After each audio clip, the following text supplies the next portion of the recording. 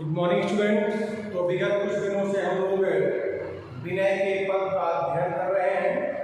इस क्रम में हम लोग गोस्वामी तुलसीदास जी के व्यक्तित्व और कृतित्व से परिचित हो चुके हैं। दोनों पदों का उत्तर वाचन भी कर चुके हैं और प्रथम पद का भावार्थ शब्दार्थ के साथ देख चुके हैं। आज हम लोग द्वितीय पद का भावार्थ शब्दार्थ के साथ देखेंगे। तो आइए मेरे प्यारे बच्चों, देखा जाए। द्वितीय पद है, जाके प्रिय न राम वैदेही तजिए ताहि कोटि वैरीशम यद्यपि परम स्नेही तजो पिता प्रहलाद विभीषण बंधु भरत महतारी बन गुरु तजो कंत ब्रज बलितई भय मुद मंगलकारी नाते नेह राम के मनियत सुहुद सुचेत में जहाँ लो अंजन कहाँ आँख जही उठे बहुतक कहो कहाँ लो तुलसी शोष भांति परम हित पूज्य प्राण ते प्यारो जातो होय स्नेह राम पद एको मतो भवारो। देखिए बच्चों, इसमें या इस पद में यही बताया गया है कि जिसे राम और सीता प्रिय हो, अर्थात जो प्रभु राम से विरोध करता, जो राम का द्रोही हो, हमें उसे छोड़ देना चाहिए। यही इतनी सी बात है। और इसी चीज को गोस्वामी तुलसीदास जी ने विभिन्न उदाहरणों के माध्यम से इस पद में हमें समझाया। तो यह पद भी प्रथम पद की तरह विनय पत्रिका से लिया गया है और विनय पत्रिका गोस्वामी तुलसीदास जी की रचना है जो ब्रज भाषा में लिखा गया है। विनय का अर्थ होता है विनम्रता, सरलता। पत्रिका का अर्थ है चिट्ठी। तो विनय पत्रिका का अर्थ है कि विनम्र भाव से लिखा गया पत्र, लिखी गई चिट्ठी। जैसे हम कोई पत्र लिखते हैं तो किसी न किसी संबोधित करके लिखते हैं, किसी न किसी को संबोधित करके हम पत्र लिखते हैं। तो ठीक उसी प्रकार विनय पत्रिका में भी गोस्वामी तुलसीदास जी ने जनक नंदिनी माँ सीता को संबोधित करके लिखा है, जिसकी प्रथम पंक्ति है, कबहू का अम्ब अवसर पाई के, हे माँ कभी अवसर पाकर राम से मेरे विषय में चर्चा चलाइए, इत्यादि चीजें में प्रथम पद में लिखे हैं। तो यहाँ उसी विनय पत्रिका से इस पाठ में दो पदों का संकलन किया गया है। हम लोग प्रथम पद का अध्ययन कर चुके हैं। आज द्वितीय पद का अध्ययन शब्दार्थ के साथ करेंगे। देखिए, शब्दार्थ जो दिया गया है यहाँ देखा जाए, जाके प्रिय न राम वैदेही। जाके मतलब जिसके, प्रिय मतलब प्यारे, न मीन्स नहीं, राम मीन्स राम, वैदेही मीन्स सीता। तो वैदेही का अर्थ क्या होगा? सीता। तजिए छोड़ दीजिए, त्याग दीजिए, ताहि उसे, कोटि करोड़, वैरी सत्य। वैरी का अर्थ होता है सत्य। लिखा नहीं गया है, जानते रहिए आपको। वैरी का अर्थ होता है सत्य।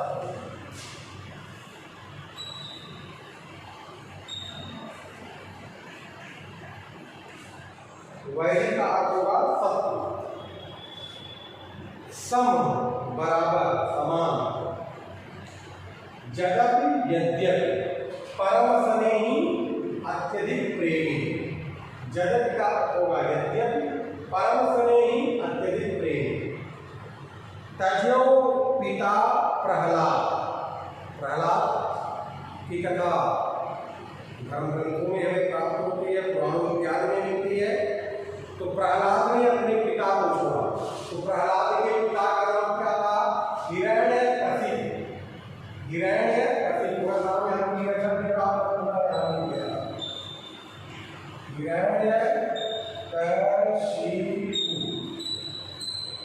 प्रहलाद के पिता का नाम हिरण्यकशिपु। तजो पिता प्रहलाद विभीषण बंधु। विभीषण ने किसे छोड़ा? अपने बंधु को। तो बंधु कौन था? विभीषण का। विभीषण का भाई का क्या नाम था? रावण। भरत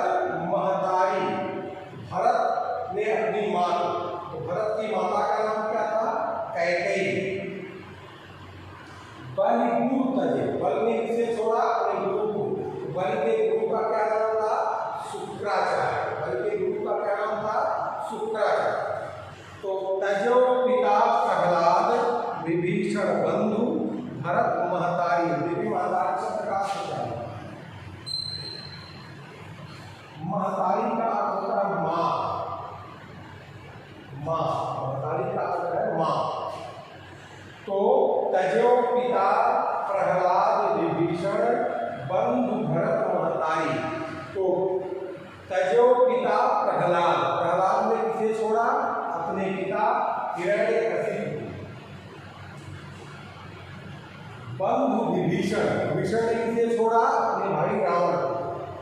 भरत महतारी, भरत ने किसे छोड़ा? अपनी माँ को। तो बलि गुरु तजे, बलि ने किसे छोड़ा? अपने गुरु को। गुरु का नाम शुक्राचार्य।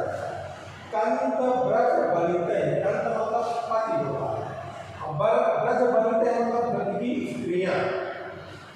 भय मुद मंगलकारी, भय मतलब हुए, मुद मतलब होता है आनंद, मंगलकारी मतलब कल्याणकारी। नाते नेह, नाते मतलब संबंध, नेह मतलब प्रेम। राम के मनियत, राम के कारण, मनियत मतलब मानिए। सुहृद सुसेव्य जहां लव, जहां लव मतलब जहां तक। सुहृद मतलब होता है मित्र, सुसेव्य का अर्थ होता है पूज। अंजन, अंजन मीन्स होता है काजल, अंजन मीन्स काजल। कहाँ आंख जही फूटे, बहुतक कहो कहाँ लो। तुलसी सो सब मतलब सब प्रकार। परम हित, परम हित मतलब अत्यधिक हितैषी। पूज्य, पूजनीय, पूजनीय। प्राण से प्यारो, प्राणों से अधिक प्यारा। जासो होए, जिससे हो। स्नेह राम पद, स्नेह मतलब प्रेम, राम पद मतलब राम के चरणों में। एतो मतो हमारो, एतो मीन्स ऐसा, मत मीन्स सिद्धांत, विचार, सुनिश्चित, अवधारणा या धारणा, कुछ भी हो सकता है। हमारो मीन्स हमारा। तो देखिए इसमें कई छोटी छोटी प्रक्षिप्त कथाएं हैं, उनके विषय में आप लोग जानिए। पहले तो आप यह जानिए कि किसके भाई का क्या नाम था, पिता का क्या नाम था, माँ का क्या नाम था, गुरु का क्या नाम था। तो प्रहलाद के पिता का नाम था हिरण्यकशिप, पिता का नाम क्या था? हिरण्यकशिप, पिता का नाम हिरण्यकशिप। विभीषण के भाई का नाम रावण, भरत की माता का नाम कैकेयी था और बलि के गुरु का नाम शुक्राचार्य। मेरे प्यारे बच्चों, मैं बार बार ये रिपीट कर रहा हूँ क्योंकि एग्जाम में पूछा जाता है और आप चाहे तो इसका एक स्क्रीनशॉट ले सकते हैं, आपको शब्दार्थ लिखने में सुविधा होगी। और कौन किसका भाई है, कौन गुरु है, कौन माता है, कौन पिता है, ये लिखा गया है और इसे भी आप लोग नोट कर लीजिएगा और संक्षिप्त कहानियों के विषय में आप लोग जानते रहेंगे।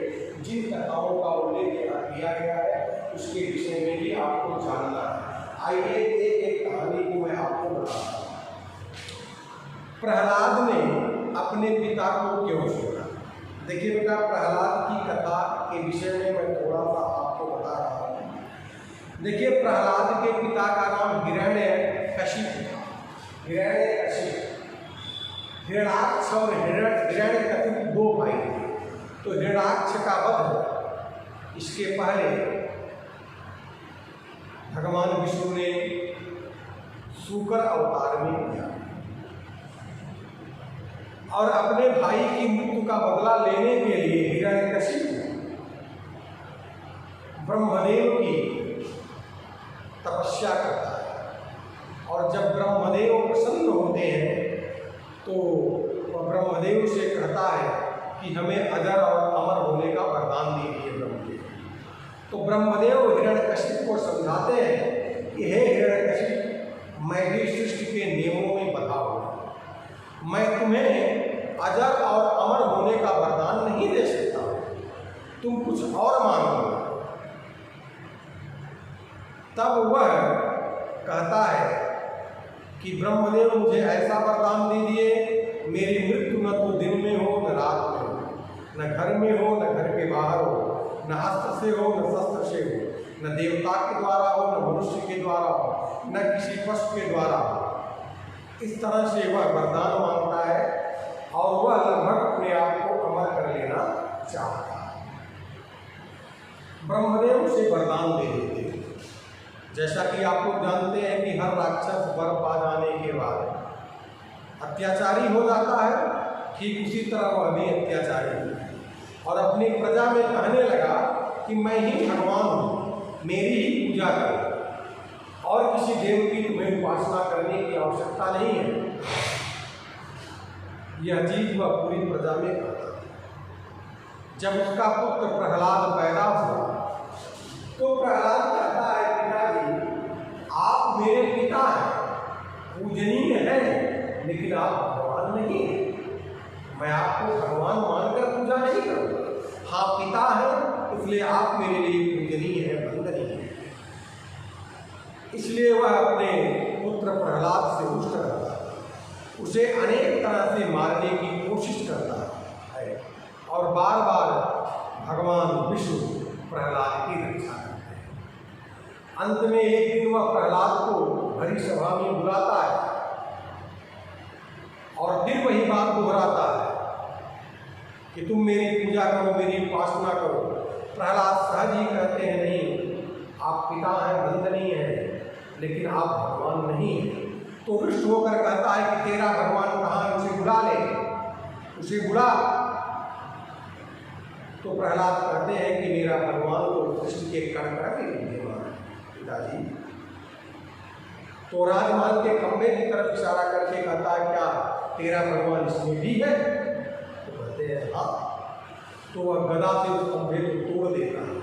उस खंभे के अंदर से नरसिंह भगवान निकलते हैं और वे हिरण्यकशिप को अपने पैरों पर, अपने जंघे पर रखकर अपने नाखूनों से उसके हृदय को फाड़ देते हैं, उसे मार देते हैं। तो इस तरह प्रहलाद ने भगवान को प्राप्त करने के लिए, भगवान की भक्ति के लिए अपने पिता से छोड़ा, हिरण्यकशिप को। ठीक यही चीज रावण और विभीषण के बीच में भी है। विभीषण बार बार अपने भाई रावण को समझाता है कि भैया आप राम से दुश्मनी मत करिए, और राम कोई सामान्य मनुष्य नहीं है, वे विष्णु के अंश है, अवतारी पुरुष है। आप उनसे दुश्मनी मत करिए, यह आपके लिए हितकर नहीं होगा। वह राम उनकी बात को नहीं मानता है और विभीषण को लात मारकर अपने राज्य से निष्कासित कर देता है। और फिर विभीषण राम के पास चला। तो इस तरह राम को पाने के लिए विभीषण ने अपने भाई रावण को छोड़ दिया। क्या भरत ने अपनी मां कैकेयी का त्याग किया? क्यों? क्योंकि कैकेयी ने राम के लिए 14 वर्ष का वनवास राजा दशरथ से मांग लिया। कैकेयी 2 वर्ष उधार था कैकेयी का राजा दशरथ के ऊपर।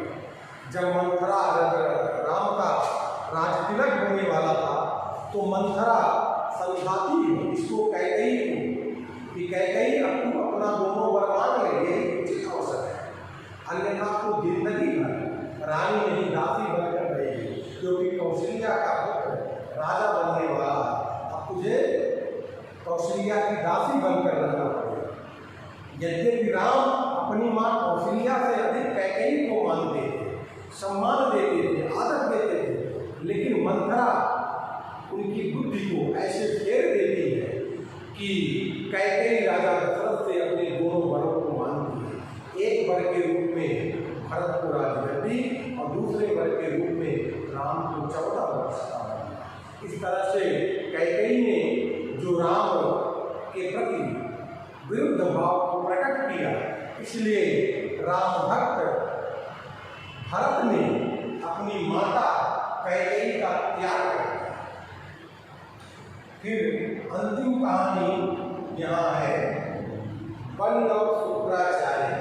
देखिए बलि जो थे वे प्रहलाद के पुत्र, प्रहलाद के नाती और विरोचन के राक्षस कुल में बलि भी पैदा हुए थे। बलि भगवान के बहुत बड़े थे। प्रहलाद के पौत्र बलि प्रहलाद के पौत्र और विरोचन के पुत्र कौन? बलि जो थे और विरोचन के पुत्र थे। बलि बहुत बड़े दानी राजा थे। उनके दान से इंद्र भी प्रभावित हो गया कि कहीं इस तरह यदि बलिदान देते रह गए तो मेरे किसी इंद्रलोक पर भी शासन कर लेंगे, इंद्रलोक पर भी अधिकार कर लेंगे। इसलिए भगवान विष्णु से वह निवेदन करता है कि प्रभु कुछ योजना बनाइए। तो भगवान विष्णु वामन का रूप लेकर बलि के पास जाते हैं।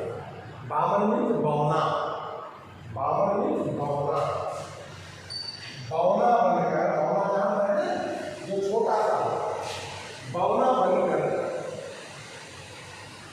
बलि के पास जाते हैं और कहते हैं कि महाराज मुझे 3 पग जमीन चाहिए। तो बलि हंसता है, हंसता इसलिए है कि यह बौना 3 पग जमीन लेकर क्या करेगा, अपने लिए तो घर भी नहीं बनवा सकेगा। तो बलि समझाते हैं कि हे ब्राह्मण देव, आप 3 पग जमीन क्या करेंगे, आप कहिए मैं आपको 10-20 गांव दे दूं। 3 पग जमीन में तो आपके घर भी नहीं बन पाएंगे। तो कहते हैं नहीं महाराज, मुझे 3 पग ही जमीन चाहिए। जब इसके गुरु बलि के गुरु शुक्राचार्य अपनी दिव्य दृष्टि से देखते हैं, उन्हें पता चल जाता है कि यह वामन कोई सामान्य व्यक्ति नहीं है, बल्कि भगवान विष्णु है। क्योंकि इस वामन में शुक्राचार्य को भगवान विष्णु के चतुर्भुज रूप के दर्शन होते हैं।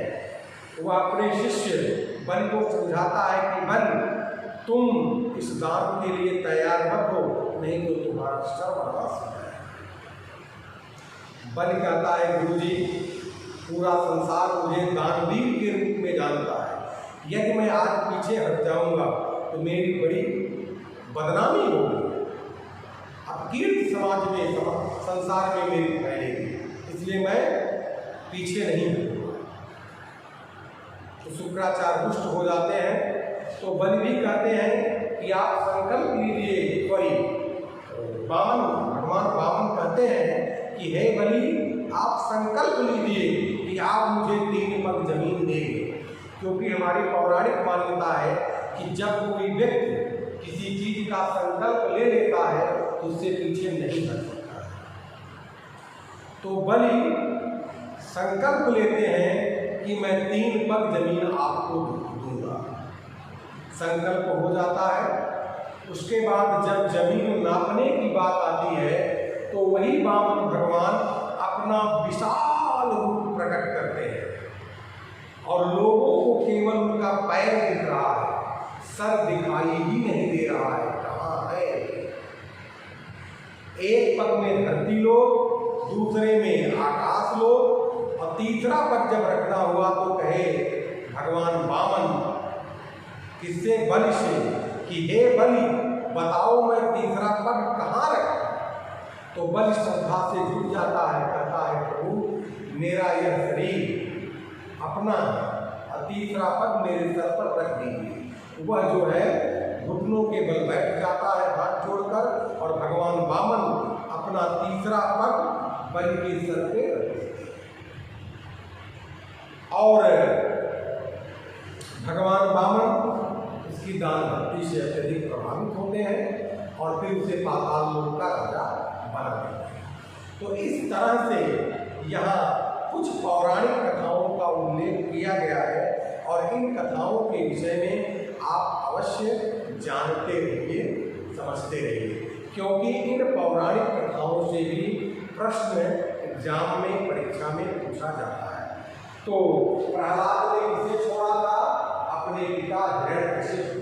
विभीषण ने किसे छोड़ा था? अपने भाई रावण को। भरत ने किसे छोड़ा था? अपनी माँ कैकेयी को। बलि ने किसे छोड़ा था? अपने गुरु शुक्राचार्य को। बलि कौन था?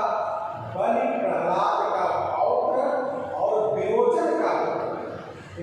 प्रहलाद के 4 लड़के थे, जिसमें विरोचन था और इसी विरोचन का पुत्र जो है बलि। तो इस तरह से सारी पौराणिक कथाओं का उल्लेख हो चुका है।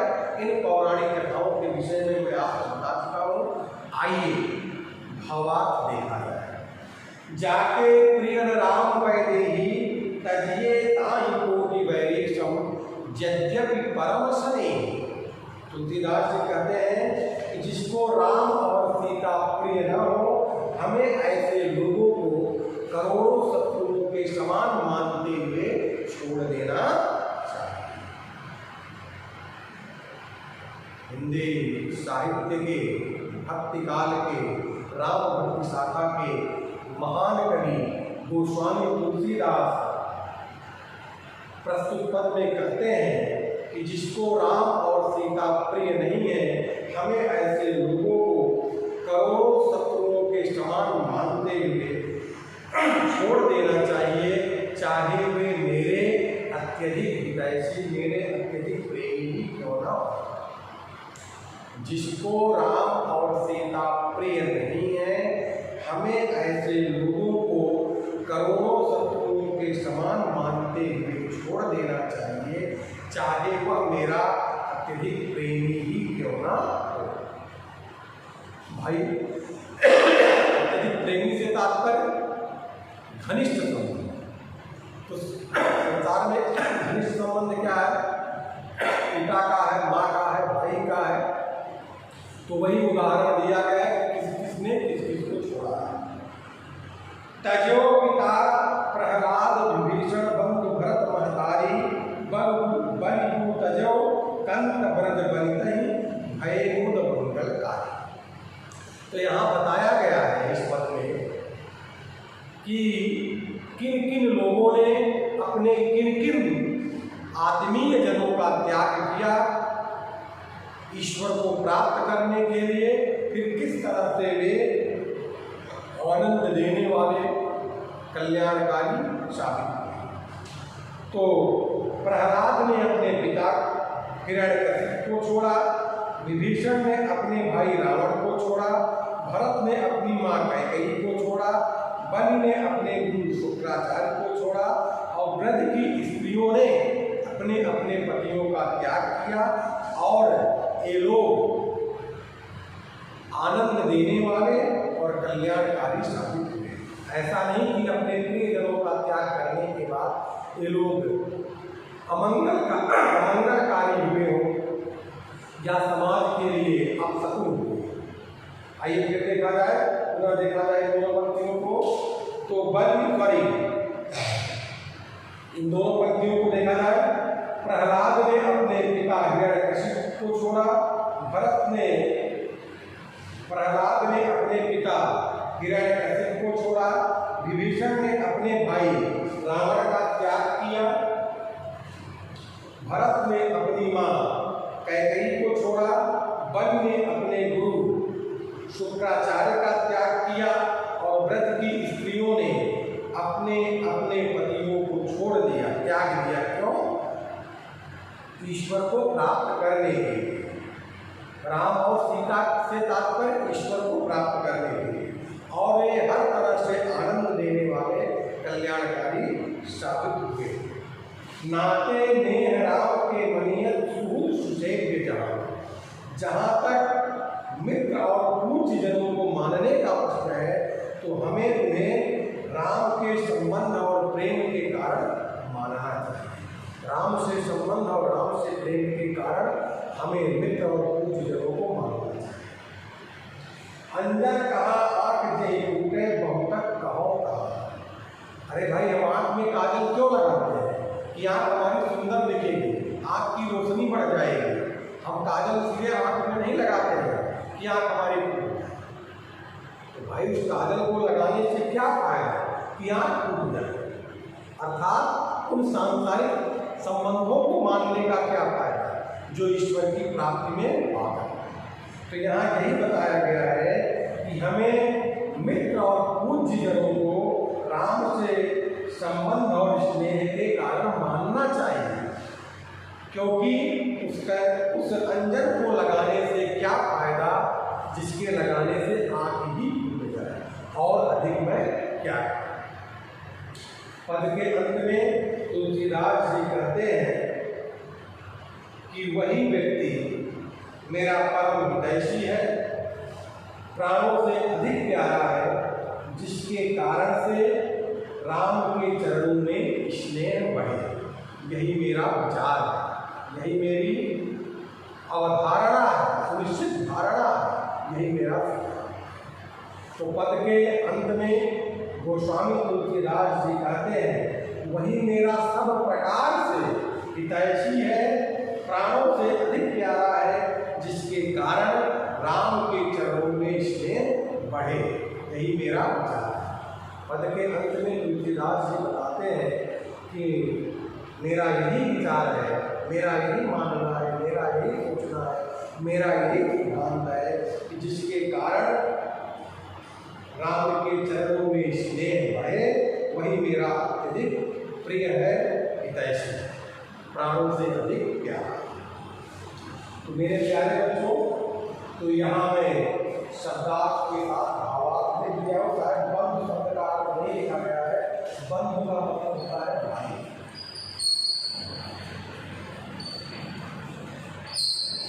तो आप इसका स्क्रीनशॉट ले लिए होंगे, नहीं लिए ले लीजिएगा, तो शब्दार्थ लिखने में आपको आसानी होगी। तो इस तरह से मैं द्वितीय पद का भावार्थ आपको बता दिया हूँ, एक बार पुनः बता दिया है।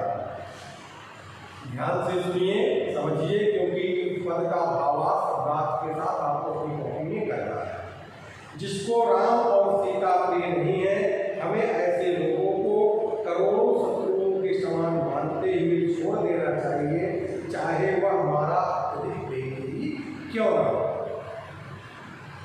प्रहलाद ने अपने पिता हिरण्यकशिपु को, विभीषण ने अपने भाई रावण को, भरत ने अपनी माँ कैकेयी को, बल ने अपने गुरु शुक्राचार्य को और ब्रज की स्त्रियों ने अपने अपने पतियों को राम के कारण छोड़ दिया। अर्थात ये सभी लोग राम की प्राप्ति में बाधक थे, इसलिए इन लोगों ने अपने प्रियजनों का त्याग कर दिया और ये लोग आनंद देने वाले और कल्याणकारी साबित हुए। जहाँ तक अंतिम दो, फिर आगे की दो लाइनें हैं, जहाँ तक संबंधों और प्रेम को मानने का प्रश्न है, तो हमें राम के कारण मानना चाहिए। अर्थात हमारा मित्र कौन है, हमारा पूज्य कौन है, हमें उन्हें राम से स्नेह के कारण मानना चाहिए। अर्थात यदि कोई मेरा अपना राम की प्राप्ति में बाधक है, तो हमें उसे छोड़ देना चाहिए। यदि कोई गैर, यदि राम की प्राप्ति में हमारा सहायक है, तो उसे हमें अपना लेना चाहिए। तो यहाँ यही बताया गया है कि संबंधों और प्रेम को राम के कारण मानना चाहिए। अर्थात कौन मेरा मित्र है, कौन मेरा पूज्य है, उसे हमें राम के कारण मानना चाहिए। उस काजल को लगाने से क्या फायदा, जिसके लगाने से आँख ही फूट जाए, और मैं अधिक क्या करूं। अर्थात तुलसीदास जी यह समझाना चाहते हैं कि वह सांसारिक बंधन ही किस काम का, जिसके कारण से ईश्वर की प्राप्ति में बाधा उत्पन्न हो। पद के अंत में गोस्वामी तुलसीदास जी कहते हैं कि वही मेरा हर प्रकार से हितैषी है, वही मेरा हर प्रकार से, सब प्रकार से हितैषी है, पूज्य है, प्राणों से अधिक प्यारा है, जिसके कारण राम के चरणों में स्नेह। पद के अंत में तुलसीदास जी कहते हैं कि मेरा यही मानना है, मेरा यही सोचना है कि जिसके कारण राम के चरणों में स्नेह बढ़े, वही मेरा पूज्य है, वही मेरा अत्यधिक हितैषी है, वही प्राणों से अधिक प्यारा है। तो मेरे प्यारे बच्चों, इस पद का भावार्थ आप शब्दार्थ के साथ अपनी कॉपी में कर लीजिएगा। हम दोनों पदों से प्रश्न लेकर अगले वीडियो में पुनः आपके समक्ष उपस्थित होंगे। आज के लिए बस इतना ही। Okay, thank you.